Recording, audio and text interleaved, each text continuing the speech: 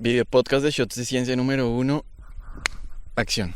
El clima cambió. O sea, eso no es si queremos o no, si va a cambiar o no, o sea, ya cambió, que el agua está en ese constante movimiento y que eso entonces permite una conexión que va más allá de los límites geopolíticos. El Atlántico también tiene su personalidad, el Caribe, y está ahí también el Orinoco diciendo, venga, que yo también estoy por aquí, a mí no me saque la conversación, no todo es océano, lo cultural también está permeado por esa variedad y esa diversidad climática, descaradamente además, porque es una ignorancia desde los intereses políticos y económicos. Para ti, ¿qué es esto de la adaptación? Es aprender a vivir en esas condiciones, pero aprender a vivir de maneras justas. Y la adaptación debe buscar resolver esas inequidades. Buenas tardes, buenos días y buenas noches para todos ustedes, audiencia querida de Shots de Ciencia. Bienvenidos y bienvenidas al primer video podcast de este parche. Yo soy Efraín Rincón. Detrás de cámaras está el maravilloso equipo de Shots de Ciencia, Ignacio Galán, Jacobo Patiño, Sara Trejos y un acompañante especial, León Jiménez. Y les cuento que hoy estamos a orillas del río Orinoco, en la zona limítrofe con el país vecino Venezuela, en la Reserva Natural Bojonawi, con un calor que ustedes no se imaginan. Miren mi cara, miren mi sudor, pero no me importa, porque estoy acompañado de una persona maravillosa, especial, que además infinitamente le agradecemos por aguantarse, estar sentada por los próximos minutos en una roca de hace millones y millones de años, del Precámbrico, una roca precámbrica, pero yo ya no voy a hablar más. Les presento a Paola Arias. Paola Arias, ¿cómo estás? Hola. Hello.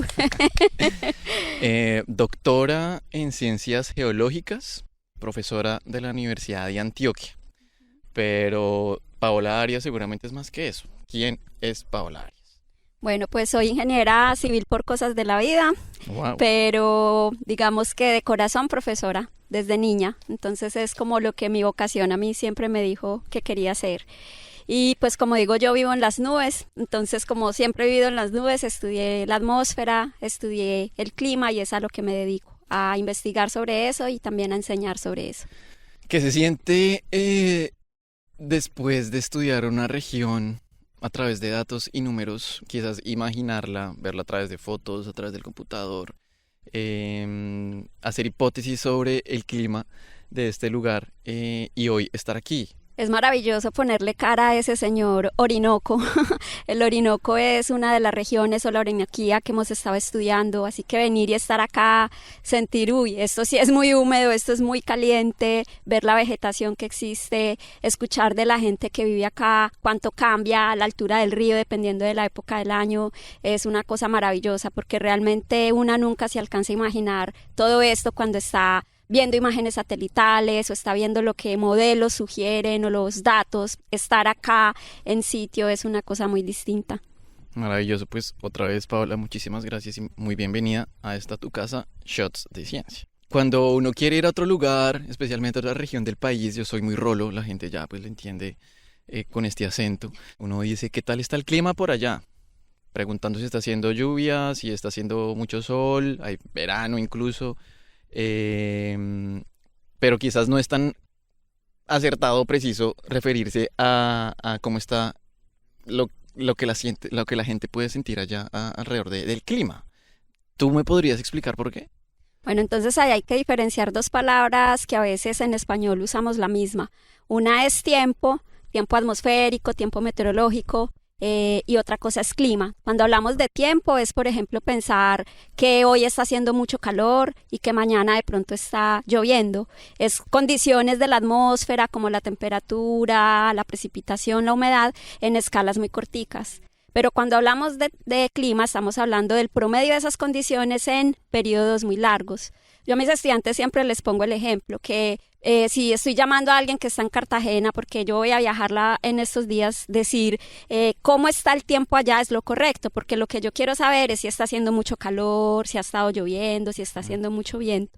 Pero cuando yo hablo de climas, por ejemplo, pensar ¿Cómo es típicamente un enero en Cartagena? ¿Los eneros son secos o ahí es la temporada de lluvias o qué es? Entonces esas dos cosas son distintas porque son escalas temporales muy diferentes. Ok, y cuando tú dices como cortico o mucho tiempo, más o menos hay como un promedio, un número. Estamos alrededor. hablando que la meteorología, el tiempo meteorológico es cuestión de horas, días, hasta semanas, ¿cierto? En cambio ya el clima es algo que va en una escala de meses o de años. Ok, ¿hablan de 30 años como un mínimo o algo de ese estilo? Cuando se trata de estudiar, por ejemplo, cosas como el cambio climático, ahí típicamente se considera que podamos tener al menos un promedio de 30 años para poder tener con cierta robustez alguna idea de si lo que está pasando es muy raro o es muy común. Que de alguna manera de eso se trata, ¿cierto? ¿Qué tan raro es que este mes de abril esté con estas condiciones que tenemos actualmente? Entonces, por eso, típicamente, se recomienda desde la Organización Meteorológica Mundial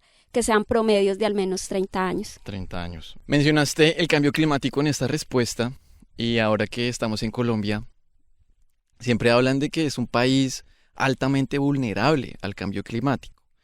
Nos acostumbramos a hablar de Colombia por su diversidad, ¿no? Especialmente de plantas y animales, pero tiene muchas formas de diversidad y una de ellas es el clima. El clima de Colombia definitivamente no es homogéneo.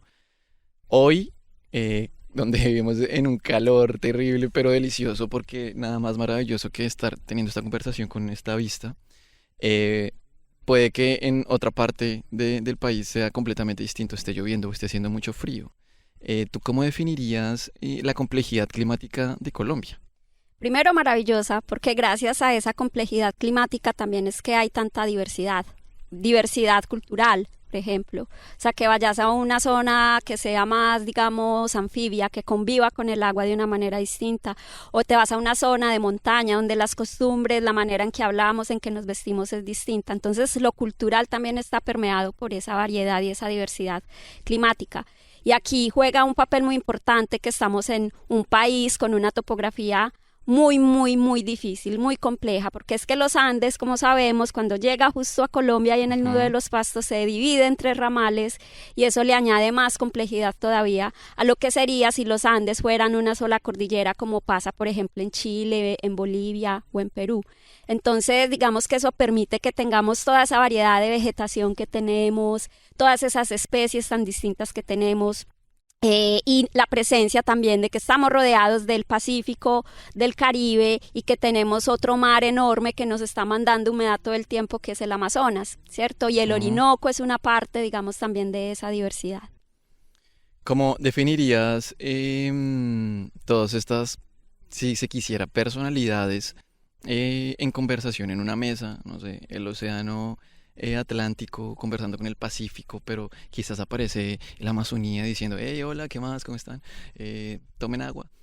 Pero los Andes ahí como interponiéndose, no sé, a veces me gusta jugar con esas cosas y la Orinoquía también, pensándose por todos los vientos que le entran. Sé que las personas que se dedican al clima hablan de los chorros, en inglés jets, como el chorro del Chocó o el Chocojet. Que me imagino una Jumbo Jet ahí. Exacto. O el mismo chorro de la Orinoquía.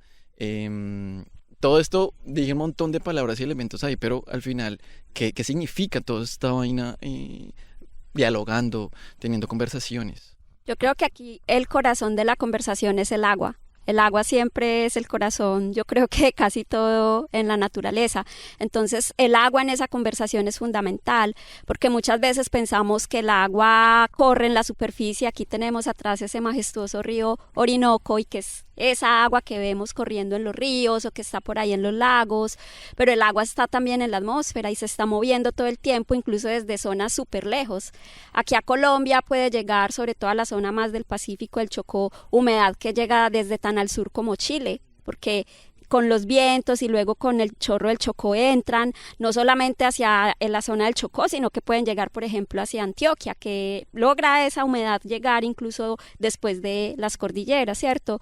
O que nos llegue, por ejemplo, aire seco también, por ejemplo, desde, que no es solo humedad, a veces también nos llega aire seco, por ejemplo, desde el Atlántico, o ya hemos tenido episodios donde nos llega polvo del Sahara, o sea, el Wow. desierto mismo. Es más, es un dato que no sé si conocías, parte, digamos, de los déficits de algunos nutrientes en el bosque amazónico se suplen porque el Sahara da esos nutrientes y los vientos se encargan de llevar ese material hacia el Amazonas para que se deposite. Entonces es una conversación a veces enfasada, a veces están hablando de lo mismo, pero muchas veces no hablan de lo mismo. Cada quien habla de lo que quiera. Entonces, por ejemplo, el Pacífico a veces se pone muy frío, pero otras veces se pone caliente, ¿cierto? El Atlántico también tiene su personalidad, el Caribe, y está ahí también el Orinoco diciendo, venga, que yo también estoy por aquí, a mí no me saque de la conversación, no todo es océano, el continente también tiene ahí un papel importante,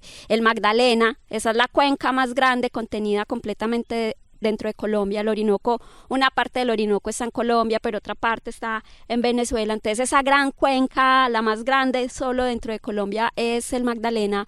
Esa conversación entre esas tres cuencas, Amazonas, Magdalena y Orinoco, y esos dos grandes océanos se hace fundamental. A veces pueden hablar idiomas un poco diferentes, pero finalmente ahí está también los Andes, esas tres cordilleras como un poquito como interlocutores, como traductores de alguna manera de esa conversación entre estas 5 partes. Quizás aterrizar esto, por ejemplo, a través de algo que en mi vida me resuena mucho y es el fenómeno del niño. Y que a veces uno le dice el fenómeno del niño sequía, pero no necesariamente sequía para todo el país. En el Pacífico están pasando unas cosas que no son iguales, que podrían ocurrir al otro lado de las cordilleras. ¿Puedes a través de eso darnos como esa suerte de conversación? ¿Cómo se replica este fenómeno del niño en Latinoamérica o incluso en Colombia? Ok, entonces lo primero es como decir que el Océano Pacífico, como ese lado del Pacífico cercano a Colombia, Ecuador, a Perú, a Chile, esa zona del Pacífico es bastante cambiante de genio, llamemos así. A veces caliente, a veces frío, a veces un poquito neutro. Entonces cuando ese océano se hace más caliente, ahí decimos que está ocurriendo un evento El Niño, y resulta que lo que ese evento o ese tipo de eventos puede hacer es bastante variable. Si nos vamos a Colombia, típicamente en el occidente, centro de Colombia llueve menos, pero si te vas, por ejemplo, a Perú, que está bien cerquita, digamos geográficamente, típicamente llueve más. Si te vas a Argentina, típicamente llueve más. Entonces es bien variable, digamos, la señal que se logra registrar en esas distintas regiones.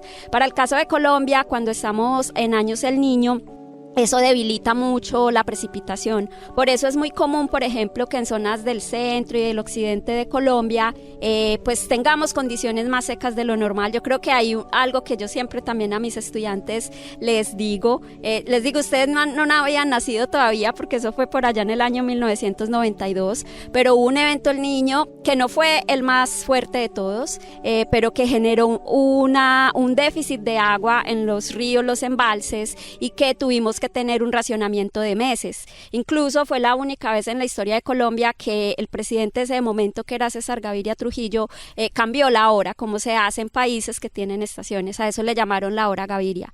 Yo recuerdo que yo estaba pequeña y recuerdo que la luz se iba a la 1 de la tarde, entonces invéntese qué hacer de la 1 a más o menos las 6 de la tarde que volvía la luz, la energía, porque teníamos que racionar energía y agua. Entonces, eso es para mostrar, por ejemplo, el caso de cómo eso puede afectar nuestras vidas. Los eventos El Niño típicamente generan esas condiciones secas, menos lluvia. Recordemos, por ejemplo, por allá 2015, 2016, ese fue un evento El Niño fuerte, y a ese evento El Niño le llamaron El Niño Godzilla.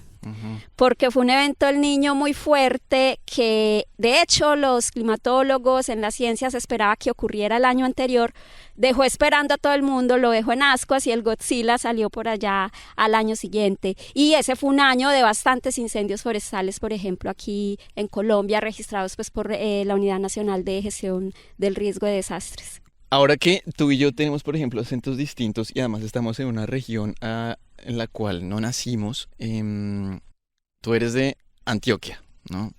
Medellín en particular. Y estamos en el departamento del Bichada.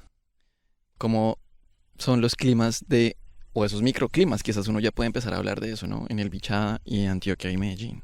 Claro, entonces, por ejemplo, cuando pensamos en qué época del año es cuando más llueve, yo te voy a decir algo muy distinto a lo que me puedes decir vos o a lo que me puede decir alguien en el Amazonas, en Leticia, o alguien aquí, por ejemplo, en Puerto Carreño. En el caso de mucha parte de Antioquia, tenemos un régimen de lluvia donde tenemos 2 épocas al año en las que llueve, típicamente marzo, abril, mayo y septiembre, octubre, noviembre, y tenemos 2 temporadas secas, que serían más diciembre, enero, febrero, junio, julio, agosto. Pero si vos te vas más hacia el sur, hacia la zona amazónica, lo que pasa allí está más regido por el Amazonas mismo, y allí la temporada lluviosa es más diciembre, enero, febrero. Pero por ejemplo aquí la temporada lluviosa es más junio, julio, agosto. Entonces ahí hay una variedad enorme. Ahora estamos hablando de los meses del año, pero si nos preguntamos cuál es la hora del día en la que típicamente se dan los aguaceros, yo te diría que en Medellín, por ejemplo, aguacero de 4 de la tarde, que mejor dicho, el cielo se rompe y es el super aguacero que en cuestión de pocas horas o pocos minutos, digamos, se extingue. Pero en otros lugares pueden ser aguaceros mucho más nocturnos, por ejemplo. Entonces, eso es una muestra, digamos, de esa variedad, de ese menú tan amplio que hay y que tiene mucho que ver. La topografía tiene mucho que ver, pero aquí también tenemos que hablar de los tipos de cobertura, por ejemplo. O sea, no es lo mismo estar en una zona urbana que estar en una zona de determinado tipo de vegetación, y eso también es de las cosas que hemos venido alterando, digamos, mediante la actividad humana, y es una de las cosas, por ejemplo, que puede ir alterando también esos sistemas. Lo que me hace pensar, hablando de microclimas, el clima de Colombia y los límites y las fronteras, evidentemente. Tú comenzaste esta conversación hablando de la atmósfera y que vives en las nubes. Definitivamente ahí no existen las fronteras y hay una conexión clara entre lo que está pasando en Colombia y sus climas diversos y todo el sistema planetario. ¿Cómo empieza a hacer esa relación y por qué es importante tener en cuenta esa relación? Pues porque finalmente el agua está en movimiento. Yo creo que aquí hay que irse a las clases así de cuando estamos en el colegio aprendiendo sobre el ciclo del agua, que el agua se evapora y que luego entonces esa evaporación va a poder formar nubes y luego va a poder llover, y entonces esa agua va a poder escurrir por los ríos o se va a poder infiltrar, digamos, en los suelos y en las aguas subterráneas. De alguna manera hay que pensar eso, ¿cierto? Que el agua está en ese constante movimiento y que eso entonces permite una conexión que va más allá de los límites geopolíticos, ¿cierto? Que es que el departamento de Bichada viene de aquí hasta acá o que Antioquia va de aquí hasta allá. Eso, digamos, en el sistema físico es una cosa muy distinta. Los límites atmosféricos en particular son muy grandes. Entonces, desde ese punto de vista hay que pensar en lo sistémico y en lo global. Creo que con el cambio climático pasa algo y es que muchas veces, digamos, cuesta el considerar que algo que se ve como inicialmente global, porque siempre hablamos de calentamiento global, que la temperatura promedio del planeta, que no sé, que las temperaturas globales vienen en aumento, etcétera, etcétera, y como que sí, eso es global. Y entonces escuchamos, no, se está derritiendo el Ártico, se está derritiendo la Antártida, entonces es como, no, eso es muy lejos, pues eso a mí no me afecta, pero es ver que ese cambio climático se está materializando acá, aunque la causa, digamos, estructural tenga que ver con que hay procesos que son de escala global, pero todo esto se está materializando a una escala regional y local, que es muy distinta y que está transversada por un montón de situaciones y de características que necesitamos entender mucho mejor. Claro, aquello que uno puede relacionar como así que calentamiento global, si aquí, no sé, en Estados Unidos acabó de caer una nevada y está haciendo un frío, porque la gente está diciendo que calentamiento global. ¿Qué respuesta uno tiene para poder entablar ese tipo de conversaciones? Y especialmente también para entender que hay una historia geológica de este planeta donde hay temperaturas que en algún momento también se alcanzaron, como se están alcanzando, pero empiezan a haber distinciones que es lo que hacen que hoy nos preocupemos y nos repensemos, en este caso, no sé, los grandes modelos económicos que están teniendo un efecto en ese aumento dramático y drástico del promedio de la temperatura del planeta. Entonces eso que acabas de decir me suena a super Donald Trump. Eso es parte de lo que precisamente personas como él dicen, ¿cierto? O sea, en la primera posesión de Trump, a las pocas semanas, en alguna actividad en un estado en pleno enero, en invierno, ¿cierto? Con nieve. Entonces decía, pero vean, aquí está cayendo nieve, muéstrenme un poquito de calentamiento global, show me some real global warming, ¿cierto? Era lo que él decía en inglés. Y eso es desconocer por completo la variabilidad del sistema. El hecho de que el planeta se esté calentando no significa entonces que no tenemos épocas frías y que no tenemos épocas calientes, particularmente en esas regiones donde se alcanzan a ver las 4 estaciones, ¿cierto? Lo que llamamos invierno, verano, ¿cierto? Entonces eso es absolutamente ignorante, descaradamente además, porque es una ignorancia desde los intereses políticos y económicos, que no es ignorancia en realidad, me importa un comino, ¿cierto? Entonces es desconocer que nuestro sistema varía de manera natural, pero que esta señal antrópica causada por la actividad humana pues va poniendo unas condiciones que no teníamos antes. Entonces aquí hablándolo desde la escala geológica, desde el negacionismo de cambio climático en muchos casos se sostiene, pero es que este planeta ha estado más caliente hace tantos millones de años, ¿cierto? Entonces, ¿qué es lo raro que está pasando? O sea, las concentraciones de dióxido de carbono, que es uno de los gases que está aumentando y que ha causado este calentamiento, pues fue mucho mayor hace millones de años. Entonces, ¿cuál es la preocupación? El asunto es que estos cambios que están ocurriendo ahora no han ocurrido a la velocidad tan rápida a la que están ocurriendo a lo largo de las últimas décadas. Hay estudios que muestran que básicamente cuando encontramos pozos petroleros por allá hace un siglo largo, lo que hicimos fue acelerar 60 veces el ciclo del carbono, porque la manera natural como el carbono se mueve en el sistema es muy, muy lenta si lo pensamos desde la escala geológica. Entonces estamos poniendo un montón de gases en la atmósfera, que además el dióxido de carbono, una molécula de esas vive más de un siglo en la atmósfera y que le demora más de un siglo a esa molécula, digamos, regresar a donde estaba. Entonces, desde ese punto de vista, estamos hablando de una aceleración que no estamos entrando en un terreno desconocido, porque son cosas para las que no tenemos análogos en el pasado, ni siquiera en escala de millones de años. Tenemos análogos de periodos calientes en el pasado, pero no por las causas por las que está cambiando este sistema. Y a eso le tenemos que poner otra vez, porque me parece importante que muchas veces pensamos que el cambio climático es como la torre petrolera, saque petróleo, pero es también los cambios de uso de suelo. Eso también tiene mucho que ver, por ejemplo, la deforestación, etcétera, etcétera, eso también tiene que ver. Entonces es entender lo sistémico que es esto, y que eso está pasando a una velocidad que nunca antes había ocurrido así de manera natural en el sistema. Paola, tú en un momento me acuerdo que fuiste muy citada por medios de comunicación aquí en Colombia porque hiciste parte de una gran producción de conocimiento del Panel Intergubernamental de Cambio Climático, que básicamente se encarga de estudiar cómo es que está cambiando esta vuelta y que necesita datos e información. Hoy, en Estados Unidos, por ejemplo, allá están preocupadísimos por toda la cantidad de cierres y científicos y científicas están guardando los datos y archivos e información que más puedan para conservar, porque eso se vuelve oro, se vuelve muy importante. Y tú comenzaste también hablando de ese estudio de la atmósfera, que lo has hecho a través de datos. Para ti, ¿qué son y qué empiezan a hacer esos datos en esta escala global?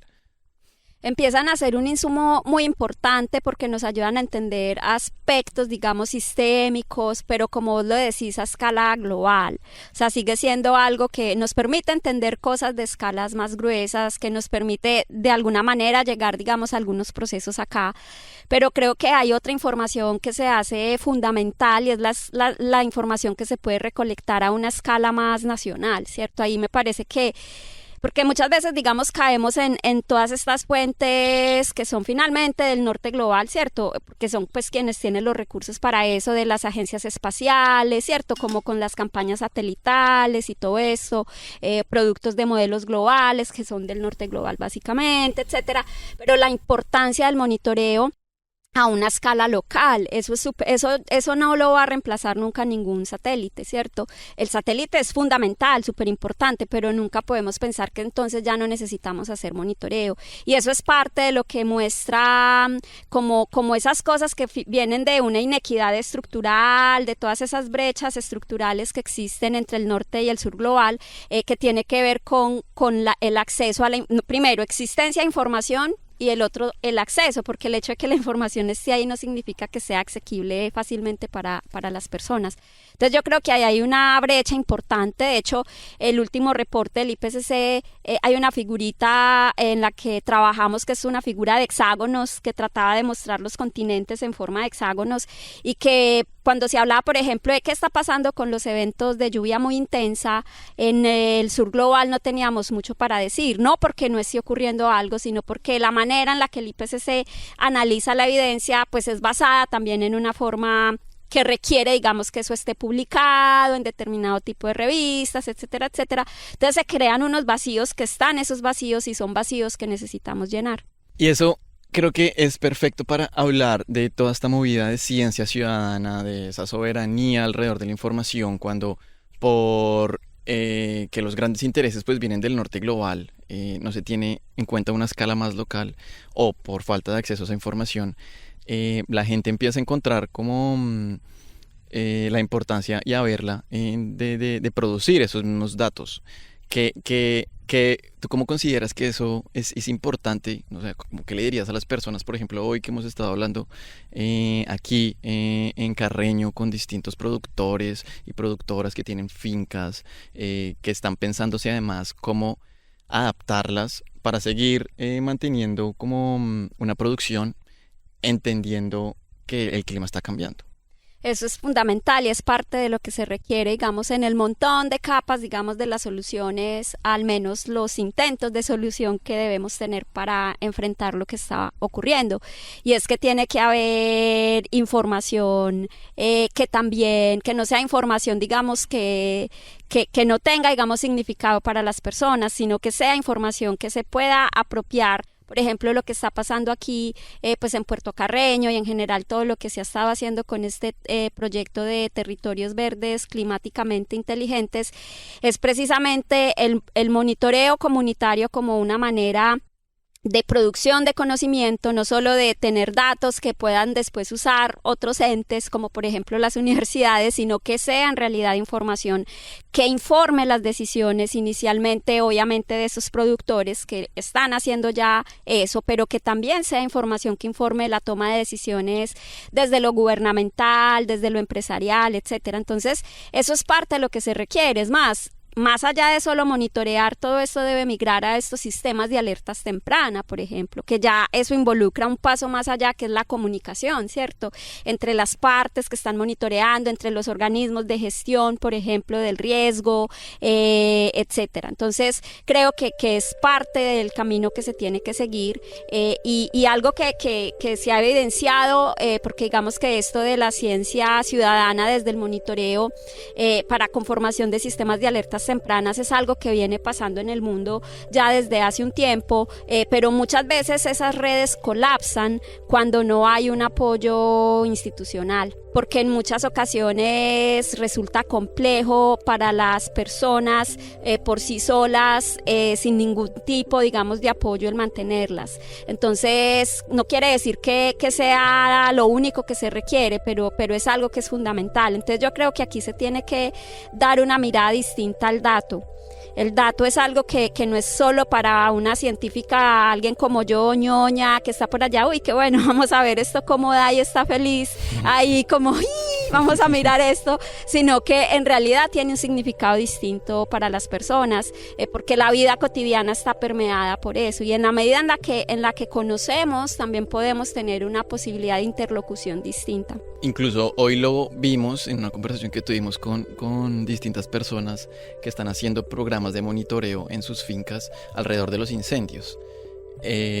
No sabemos nunca quién lo prendió, ¿no? Quién prende esa ignición, ese fuego, pero de alguna otra manera, entendiendo los datos, por lo menos del clima, sí sabremos que es mejor hacer una quema controlada, ojalá en un mes particular y no en otro, porque las condiciones climáticas pueden hacer que ese fuego sea más o menos intenso, ¿no?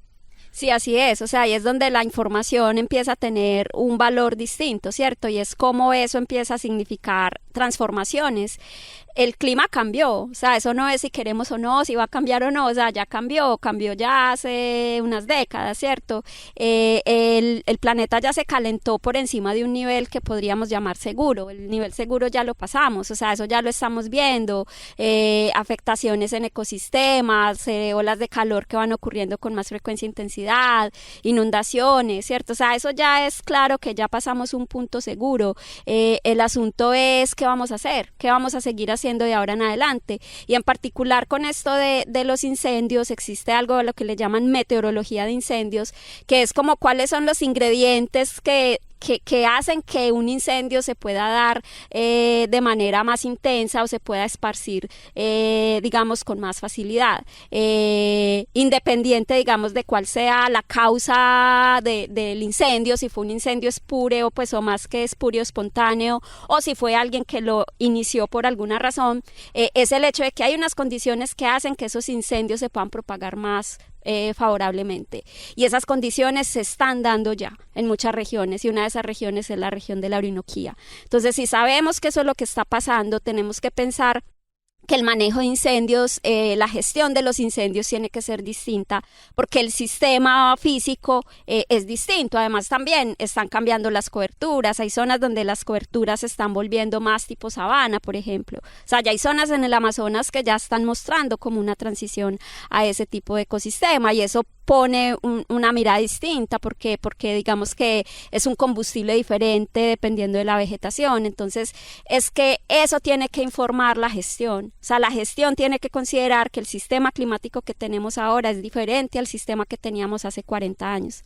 Y que esa gestión no puede ser simplista o reduccionista, digamos, ya hablando del fuego, porque finalmente el fuego nos ha acompañado a nosotros como especie desde hace miles de años. No se trata de prohibir y ya no usen más fuego, porque el fuego sí sigue siendo un aliado, por ejemplo, en la agricultura, en ecosistemas como la sabana, ¿no? Además, pues como nos lo decían ahora en el taller en el que estuvimos en la mañana, hay ecosistemas que requieren el fuego dentro de su naturaleza, ¿cierto? O sea, es que el fuego no es una invención humana, ¿cierto? Ha sido usado, digamos, por el ser humano, pero es algo que ha hecho parte, pues, del sistema natural. Entonces, creo que, y de eso se trata, digamos, muchas de las cosas que tenemos que cambiar, y es cómo vamos a vivir en este nuevo mundo que está mostrando unas características climáticas distintas. Dentro de ese monitoreo, ahora hay muchas variables que hay que considerar, ¿no? Entre ellos los vientos, la precipitación, otra vez para precisamente tener aproximaciones que demanden esa complejidad de lo que nos está implicando este cambio climático, ¿no?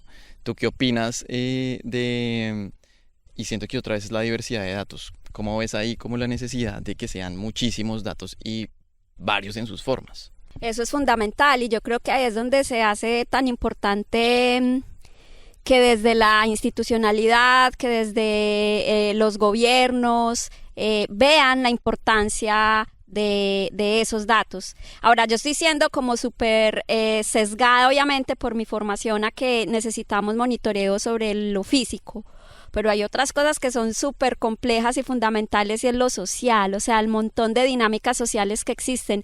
Por ejemplo, hablamos de la migración, ya se habla de refugiados climáticos, de migrantes y desplazados climáticos, ¿cierto? Ahí hay la discusión de que migrante de pronto puede ser porque lo quiere, desplazado ya tiene un asunto más de forzamiento, ¿cierto? Que son forzados por el clima.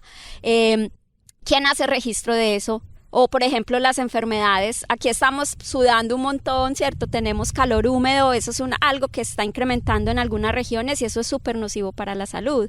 ¿Cómo estamos haciendo monitoreo de eso? O sea, no es solo monitorear el sistema físico, la biodiversidad, el clima, que si llueve, no llueve, eso es súper importante, pero hay muchas otras cosas que monitorear, y yo creo que desde ese punto de vista necesitamos también gobiernos, en el caso de Colombia, que fortalezcan las distintas instituciones que se encargan de eso. Por ejemplo, en Colombia, IDEAM es esa institución encargada, por ejemplo, de monitoreo y de pronóstico meteorológico, y es una institución sumamente debilitada por un montón de lógicas de cómo opera aquí todo esto. Se se recorta presupuesto para investigación, por ejemplo, sobre cambio climático, porque a veces piensan que el cambio climático es de 2100 y no algo que está afectando la gestión del riesgo también.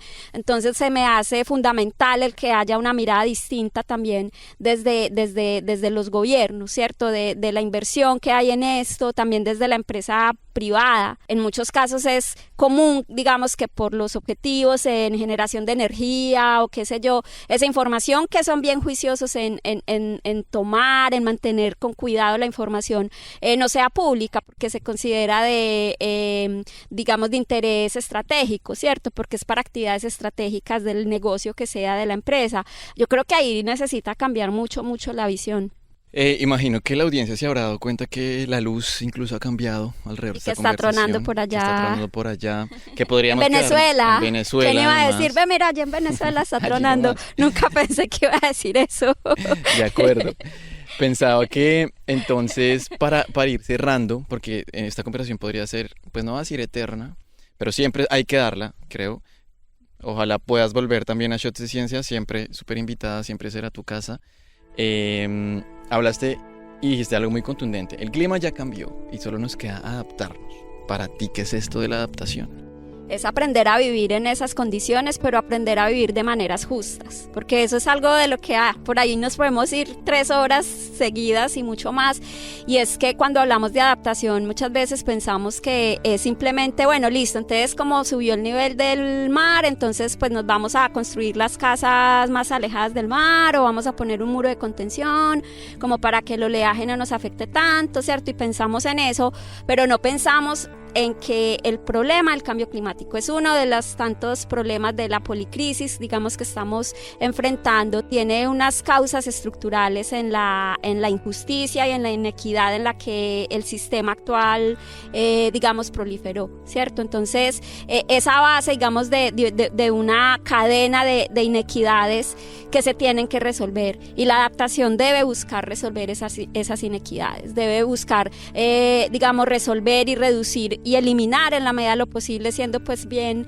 altruistas, las brechas de inequidad que existen, porque finalmente el problema del cambio climático es un problema que no es de sobrepoblación. Yo solo se lo he escuchado a muchas personas, es que somos muchos, sí, somos muchos y obviamente eso genera otras cosas, pero el problema del cambio climático es el consumo de unos pocos y unas pocas, y entonces ahí es donde tenemos que pensarnos en que aquí hay un asunto de inequidad que tiene que resolverse, y la adaptación debería buscar apuntar a resolver de alguna manera esos aspectos de inequidad.